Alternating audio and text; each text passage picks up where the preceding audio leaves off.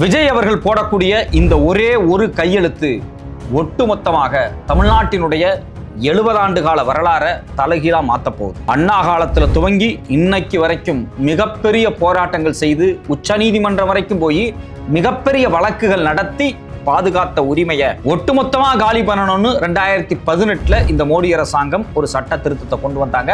அதை ஏத்துக்கவே முடியாதுன்னு அன்னைக்கு இருந்த எடப்பாடி பழனிசாமியும் அதுக்கு பிறகு வந்த திரு மு.க. ஸ்டாலின் அவர்களும் உச்ச நீதிமன்றம் வரைக்கும் போய் சண்டை போட்டாங்க. இதையெல்லாம் தாண்டி இதை நடைமுறைப்படுத்திடணும் அப்படின்னு இதுக்கு முன்னாடி இருந்த கவர்னர் ஆர்.என். ரவி மிகப்பெரிய குடைச்சலை கொடுத்தார். ஆனா அதை எல்லாத்தையும் சட்ட போராட்டத்தினூடாக தற்காலிகமாக தடுத்து வச்சிருந்தாங்க. ஆனா இன்னைக்கு வந்திருக்கக்கூடிய இந்த தாவேக அரசு கவர்னர்கிட்ட நாங்க சண்டை போட மாட்டோம், டெல்லிகிட்ட நாங்க சண்டை போட மாட்டோம், கொடுங்க நாங்க கையெழுத்து போட்டுறோம் அப்படின்னு சொல்லிட்டு இரவோடு இரவாக இந்த சட்டத்தை மாத்தி இந்த கையெழுத்து போடுறதுக்கான எல்லா வேலையும் நடக்குது. இது குறித்து தாவேகாவுக்கு ஆதரவு கொடுக்கக்கூடிய எந்த கூட்டணி கட்சியும் வாயே திறக்கல. ஆனா எல்லா பத்திரிகையிலும் செய்தி வந்துகிட்டே இருக்கு. அது Hindu, Indian Express, Times of India போன இங்கிலீஷ் பத்திரிகையா இருக்கலாம், இல்ல தமிழ் பத்திரிகைகளா இருக்கலாம், எல்லாத்துலயும் எழுதிக்கிட்டே இருக்கிறாங்க. ஆனா இவங்க ரொம்ப ரொம்ப ரொம்ப ரொம்ப அமைதியா தனக்கு ஓட்டு போட்ட ஜென்சிக்களினுடைய ஒட்டுமொத்த வாழ்க்கையை நாசம் பண்றதுக்காக இந்த சட்ட திருத்தத்தை கொண்டு வரதுக்கு ரெடி ஆயிட்டாங்க. 2018 மோடி அரசாங்கம் கொண்டு வந்த அந்த சட்ட திருத்தம் என்ன, அதை எடப்பாடி பழனிசாமியும் மு.க. ஸ்டாலினும் ஏன் எதிர்த்தார்கள்? ஆனா இன்னைக்கு வந்திருக்கக்கூடிய தாவேக அரசு வாயே திறக்காம இதுல ஏன் கையெழுத்து போடுறாங்க, இதை எப்படி மேனிபுலேட் பண்றாங்க? இதனால தமிழ்நாட்டினுடைய கோடிக்கணக்கான இளைஞர்களுடைய வாழ்க்கை எப்படி நடுத்தெருவுக்கு வரப்போகுது? வணக்கம், இது தமிழ் குரல். நான் உங்கள் சத்யராஜ். 2018 மோடி அரசாங்கம் என்ன நினைக்கிறாங்க அப்படின்னா, இந்தியாவில் இவ்வளவு பல்கலைக்கழகங்கள் இருக்கு, அதாவது மாநில அரசாங்கத்தின் கட்டுப்பாட்டில் பல்கலைக்கழகங்கள் இருக்கு. அந்தந்த அரசாங்கம் அவங்கவுங்க பணம் போட்டு அவங்கவுங்க நிலத்தை கொடுத்து அவங்கவுங்க கட்டடத்தை கட்டி ப்ரொஃபசர்ஸை கொண்டு வந்து மாணவர்களை சேர்த்து பாடம் நடத்திட்டு இருக்காங்க. இவங்கெல்லாம் நம்ம பேச்சை கேட்க மாட்டேங்கிறாங்க, நாம சொல்ற சிலபஸை ஃபாலோ பண்ண மாட்டேங்கிறாங்க, நம்ம ஆட்களை ஒருத்தர் உள்ள வைக்க மாட்டேங்கிறாங்க அப்படின்னு யார் நினைக்கிறாங்க? ஆர்எஸ்எஸும் பாஜகவும் நினைக்குது.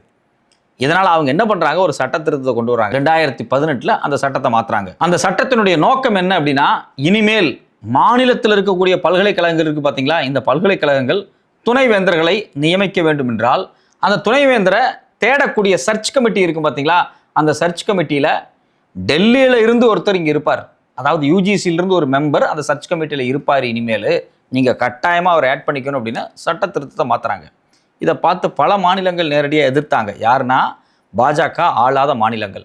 தமிழ்நாடு மாநிலங்கள் வெளிப்படையாகவே என்ன சொன்னாங்க அப்படின்னா, உங்களுடைய நோக்கம் எங்களுக்கு என்னன்னு தெரியும், நீங்கள் ஒரு ஆர்எஸ்எஸ்காரரை கொண்டு வந்து எல்லா யூனிவர்சிட்டிலையும் உட்கார வைக்க பார்க்குறீங்க, அதெல்லாம் அலோவ் பண்ண முடியாது அப்படிங்கிறதுனால ஜெயலலிதா அம்மையார் இறந்ததுக்கு பிறகு ஒட்டுமொத்தமாக பாஜகவுக்கு அடமானம் வைக்கப்பட்ட அதிமுக கூட, யார் எடப்பாடி பழனிசாமி கூட அந்த சட்டத்தை ஏற்றுக்க முடியாது அப்படின்னார்.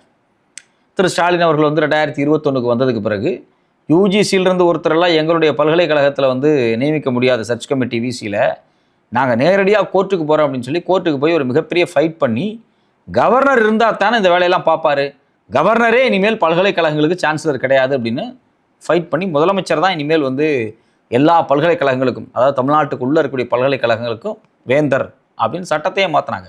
இந்த சட்டம் பெரிய பஞ்சாயத்தாகி பிரதிவாலா மகாதேவன் வரைக்கும் போய் ஒரு பெரிய ஒரு போராட்டம் நடந்துச்சு. பிற்பாடு பார்த்தீங்க அப்படின்னா ஜி.ஆர். சுவாமிநாதன் அதுக்கு வேற ஒரு தீர்ப்பு கொடுத்து அந்த வழக்கு வர 29ஆம் தேதி விசாரணைக்கு வரப்போகுது. அது 29க்கு வர்றதுக்கு முன்னாடியே வாலண்டியரா நாமளே சில உள்ளடி வேலைகளை பார்த்துடலாம் அப்படின்னு இந்த தாவேக அரசு செய்கிறாங்க.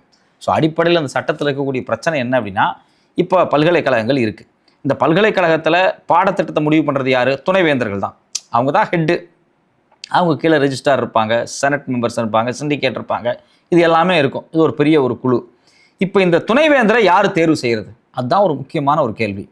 காலங்காலமாக என்னென்னா, ஒரு 3 பேர் கொண்ட கமிட்டி இருக்கும், சர்ச் கமிட்டி. ஒருத்தர் வந்து கவர்னர் சைட்லேருந்து வருவாங்க, இன்னொருத்தர் பார்த்தீங்க அப்படின்னா அந்த குறிப்பிட்ட பல்கலைக்கழகத்தில் இருக்கக்கூடிய சிண்டிகேட் மெம்பர் சைட்லேருந்து வருவாங்க, மூணாவது ஒரு நபர் யாருன்னு பார்த்தீங்க அப்படின்னா தமிழ்நாட்டினுடைய இல்லை எந்த மாநிலத்தினுடைய உயர்கல்வித்துறையிலிருந்து ஒருத்தர் வருவாங்க. ஸோ அப்போ 3 பேர் 3 சைட்லேருந்து வருவாங்க அப்படிங்கிறதான் இருந்துச்சு. 2018 மோடி அரசாங்கம் சட்டம் கொண்டு வந்து யூஜிசியிலிருந்து ஒருத்தரை கொண்டு வந்து உள்ளே போடுவோம் அப்படின்னாங்க. இதை முடியாதுன்னு அவங்க சொன்னாங்க. யாரை? வைஸ் சான்சலரை தேடும் அந்த குழுவில். இப்போ விஜய் அரசு என்ன பண்ணுறாங்க அப்படின்னா, எப்படியாவது பாஜகவோடு இணக்கமாயிரணும், அவங்களோட வந்து முரண்பட்டுட்டா நம்ம மேலே பல வழக்குகள் இருக்குது, அந்த வழக்கையெல்லாம் நோண்டி எடுப்பாங்க அப்படிங்கிறதுக்காக மாநில அதிகாரத்தையே மாநில உரிமையவே அடகு வைக்கிறாங்க. எப்படி அடகு வைக்கிறாங்கன்னா, 5 பேராக இதை மாற்றிக்கலாம். ஒன்று வந்து யூஜிசி மெம்பர் வரட்டும், அவரை காம்பன்சேட் பண்ணுற மாதிரி மாநில அரசாங்கத்திலேருந்து இன்னொரு பேர்த்த போட்டுக்கலாம். இப்போ 3ல் 2 மெஜாரிட்டி. ஸோ அங்கே பார்த்தீங்க அப்படின்னா ஏதோ ஒரு வகையில் யூனிவர்சிட்டியிலிருந்தும் அரசாங்கத்திலிருந்து வர்ற ஆட்கள் கவர்னருக்கு சொல்லக்கூடிய ஆட்களை விட அதிகமான பவர் இருக்குது அப்படின்னு 3 பேர் கொண்ட குழு இருந்துச்சு. இப்போ நம்ம 5 பேராக மாற்றிட்டோம்னா 2 பேர் அரசாங்கத்திலேருந்து வருவாங்க, ஒருத்தர் யூனிவர்சிட்டியிலேருந்து வருவார். ஸோ அப்போ 3 பேர் நம்ம சைடில் இருக்காங்க. கவர்னரும் அது இல்லாமல் யூஜிசி மெம்பர் தானே, அவங்கள பார்த்துக்கலாம் அப்படின்னு ஸ்மார்ட்டாக ஒரு திட்டத்தை போடுறதாக அவங்க சொல்கிறாங்க. அது மிகப்பெரிய ஆபத்து. அண்ணா காலத்திலிருந்து இன்னைக்கு வரைக்கும் நாம் என்ன சொல்லிட்டு இருக்கோம் அப்படின்னா, கவர்னருங்கிற போஸ்டே வேண்டாம்னு சொல்லிக்கிட்டு இருக்கோம். தமிழ்நாட்டினுடைய முழக்கமே அதுதான். இந்த கவர்னர் நியமிக்கிற ஒரு ஆளை வேற வழி இல்லாமல் இப்போ வரைக்கும் நம்ம அலோவ் பண்ணிட்டு இருக்கிறோம். சென்ட்ரல்ல இருந்து இன்னொருத்தர் உள்ள வர்றாரு அப்படிங்கிறது மாநில உரிமைக்கு நேர் எதிரானது. யூஜிசி சார்ந்த ஒரு நபர் எதற்காக மாநில பல்கலைக்கழகங்களுக்குள்ள தேர்வு செய்யக்கூடிய இடத்துல வர்றாரு? யூஜிசியா பல்கலைக்கழகங்களுக்கு இடம் கொடுக்குது? இல்லை, தமிழ்நாடு அரசு இடம் கொடுக்குது. யூஜிசியா சம்பளம் கொடுக்குது? இல்லை, தமிழ்நாடு அரசு சம்பளம் கொடுக்குது. யூஜிசியா வாத்தியார்களை ரெக்ரூட்மெண்ட் பண்ணது? இல்லை, தமிழ்நாடு அரசு பண்ணுது. யூஜிசியா மாணவர்களை ரெக்ரூட் பண்ணது? இல்லை, தமிழ்நாடு அரசு பண்ணுது. யூஜிசி வேற, தமிழ்நாடு அரசு வேற, மத்திய அரசாங்கம் வேற, நம்ம அரசாங்கம் வேற. இவங்க தான் நிலவத்திலேருந்து சம்பளத்திலேருந்து எல்லா வேலையும் பார்த்துக்கிறாங்க, எல்லா செலவும் பார்த்துக்கிறாங்க. செலவெல்லாம் நாங்கள் பார்த்துக்குவோம், ஆனால் கண்ட்ரோல் உங்கள்கிட்ட வரணும் அப்படின்னா அது எப்படி நியாயம்? இதுதான் மாநில உரிமையினுடைய ஒரு அடிப்படையான ஒரு விஷயம். ரொம்ப எளிய மொழியில் சொல்லப்போனால் இதைத்தான் காலங்காலமாக பாதுகாத்துட்டு வர்றாங்க. யூஜிசியில் இருக்கக்கூடிய ஆட்கள்லாம் எங்கள் யூனிவர்சிட்டிக்குள்ளே வரக்கூடாது அப்படிங்கிறதான் முழக்கம். அதுதான் கோரிக்கை. யாரும் வரக்கூடாது, டெல்லியில் இருக்கக்கூடிய ஆட்கள் எங்கள் பல்கலைக்கழகத்துக்குள்ளே அப்படிங்கிறது. இப்போ பார்த்தீங்கன்னா கடந்த 10 வருஷமாக ஆர்எஸ்எஸ்காரங்க தான் எல்லா பல்கலைக்கழகத்திலையும், நான் சொல்கிறது மத்திய பல்கலைக்கழகத்தில் வைஸ் சான்சலராக உட்காந்துருக்கிறாங்க. அது ஜேஎன்யூவாக இருக்கலாம், டெல்லி யூனிவர்சிட்டியாக இருக்கலாம், எந்த யூனிவர்சிட்டியான வேணா இருக்கலாம். டெல்லியில் ஆர்எஸ்எஸ்க்கு சார்பான ஒரு ஆளை கொண்டு வந்து அந்த யூனிவர்சிட்டியினுடைய வைஸ் சான்சலராக போடுறாங்க. பாடத்திட்டத்தில் இருந்து மாணவர் அமைப்பிலிருந்து எல்லா விஷயமுமே இந்துத்துவாவுக்கு சாதகமாக போயிடுது. இப்போ ஃபார் எக்ஸாம்பிள் நமக்கு கீழடி அகலாய்வு கிடைச்சிருக்கு, இரும்பு கால அகலாய்வு கிடைச்சிருக்கு. இதை எல்லாத்தையும் நம்ம பாடத்திட்டத்துக்குள்ளே கொண்டு வந்து தமிழ்நாடு தான் ஒட்டுமொத்த இந்தியாவினுடைய வரலாற்றினுடைய மையப்பகுதி, இந்திய வரலாறை எழுத வேண்டும் என்றால் தெற்கிலிருந்து எழுத வேண்டும், தமிழ்நாட்டிலிருந்து எழுத வேண்டும்னு நம்மளால் ப்ரூவ் பண்ண முடியும். நம்மளுடைய மொழி தொன்மையானது, இனம் தொன்மையானது, நம்மளுடைய நாகரிகம் தொன்மையானது, நமக்கு அதுக்கான அகலாய்வு இருக்குது, மொழியியல எட்டிமாலஜிக்கல் ஆய்வு இருக்குது, ஆர்கியாலஜிக்கல் ஆய்வு இருக்குது, எல்லாமே இருக்குது. இதை ப்ரூவ் பண்ணி ஒரு அகாடமிக்காக எஸ்டாப்ளிஷ் பண்ணி அதை கொண்டு வந்து ஒரு பாடத்திட்டமாக கொண்டு வரணும்னு நினச்சோம்னா நம்ம ஆள் ஒருத்தர் வைஸ் சான்சலராக தான் கொண்டு வர முடியும். இதே இந்த விஷயத்தை கொண்டு சென்ட்ரல் யூனிவர்சிட்டியில் வைக்க முடியுமானா முடியாது. ஏன்னா ஆர்எஸ்எஸ்காரர் உட்காந்துருப்பார். அவர் வேதம் தான் பழசு, ஆரியம் தான் பழசு, சமஸ்கிருதம் தான் பழசு. அங்கே இருக்குது பார்த்தீங்களா, வேத நாகரிகன்னு சொல்லி ஏமாத்திட்டு இருக்காங்க இல்லையா, சரஸ்வதி நாகரிகன்னு சொல்லி ஏமாத்துறாங்க இல்லையா, இதெல்லாம் தான் பழசு. அங்கேருந்து தான் தமிழனே இங்கே வந்தான். தமிழனுக்கு சொந்தமான மொழியெல்லாம் கிடையாது, ஒரு பெரிய மொழியே கிடையாது. சமஸ்கிருதத்துலேருந்து அது பிறந்தது அப்படின்னு அவன் எழுதிட்டு போயிடுவான் வரலாறு. இது ஒரு சிம்பிளாக நான் சொல்ல வர்றேன். ஸோ அப்போது அந்தந்த மாநிலத்தினுடைய பல்கலைக்கழகங்கள், அதனுடைய பாடத்திட்டங்கள், அதனுடைய கலாச்சாரம், மொழி, பண்பாடு, வரலாற்றோடு ஒன்றி இருக்க வேண்டும் என்றால் அந்த மாநிலத்தினுடைய பல்கலைக்கழகம் அந்த அரசனுடைய கட்டுப்பாட்டில் இருக்கணும். மையப்படுத்தப்பட்ட ஒரு வேத ஆரிய நாகரிகத்தை உள்வாங்கிட்டு இருக்கக்கூடிய ஆர்எஸ்எஸ் கட்டுப்பாட்டில் இருக்கக்கூடாது. காலங்காலமாக எப்பவுமே வரலாற்றை மாற்றி மையப்படுத்தப்பட்ட ஒரு வரலாற்றை எழுதுறதுக்கு தான் முயற்சி பண்ணுறாங்க. நான் சொல்கிறது வரலாறு அப்படிங்கிறது ஒரு குறிப்பிட்ட விஷயம். இது எல்லா டிபார்ட்மெண்ட்லேயும் பொருந்தும். இப்போ சயின்ஸை பொறுத்த வரைக்கும் எடுத்துங்க, ஐஐடியினுடைய டைரக்டர் என்ன சொல்கிறாரு, நாங்கள் சின்ன வயசில் காய்ச்சல் வந்தால் கோமியத்தை பயன்படுத்துவோம் அப்படிங்கிறாரு. இதை கேட்டு யாராவது கோமியம் குடித்தா செத்து போயிடுவாங்க.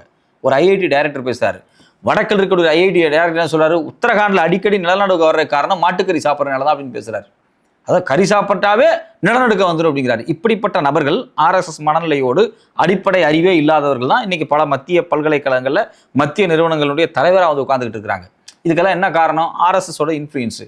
அங்கே படிக்கக்கூடிய மாணவர்கள் பார்த்தீங்க அப்படின்னா கிட்டத்தட்ட 23,000க்கு அதிகமான மாணவர்கள், ரிசர்வேஷனில் போன மாணவர்கள் சூசைட் பண்ணி செத்துருக்கிறான். எல்லா ஐஐடி, ஐஐஎம், சென்ட்ரல் யூனிவர்சிட்டியில் 90% அதிகமான பேராசிரியர்கள் பார்ப்பன உயர்சாதி வகுப்பை சார்ந்தவர்கள். ஆனால் இந்த நிலைமை தமிழ்நாட்டு யூனிவர்சிட்டியில் கிடையாது. தமிழ்நாட்டு அரசு நடத்திட்டு இருக்கக்கூடிய 22 யூனிவர்சிட்டியில் அப்படிலாம் கிடையாது. இங்கே ஓபிசி, எஸ்சி, எஸ்டிக்கான உரிய இடம் கிடைக்குது.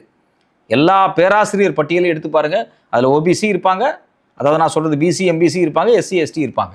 மாணவர்களையும் அதே கேட்டகரி இருக்கும், எல்லாமே இருக்கும். எங்கேயாவது தமிழ்நாட்டில் இருக்கக்கூடிய மாநில பல்கலைக்கழகங்களுக்குள்ள ஜாதி வெறி இருக்குது, ஜாதி வெறி சார்ந்த அமைப்பு இருக்குது, அம்பேத்கர் பெரியாரை பற்றி பேசினா பிரச்சனை இருக்குது அப்படின்லாம் கிடையாது. ஆனால் ஐஐடியில் பேசினா பிரச்சனை வருது, ஐஏஎம்ல பேசினா பிரச்சனை வருது. ஸோ அப்போ இங்கே என்ன விஷயம் அப்படின்னா, இது ஏதோ வைஸ் சான்சலரை தேர்வு செய்யக்கூடிய ஒரு குழு அல்ல, இது மாநில அதிகாரத்தை காப்பாற்றக்கூடிய ஒரு குழு.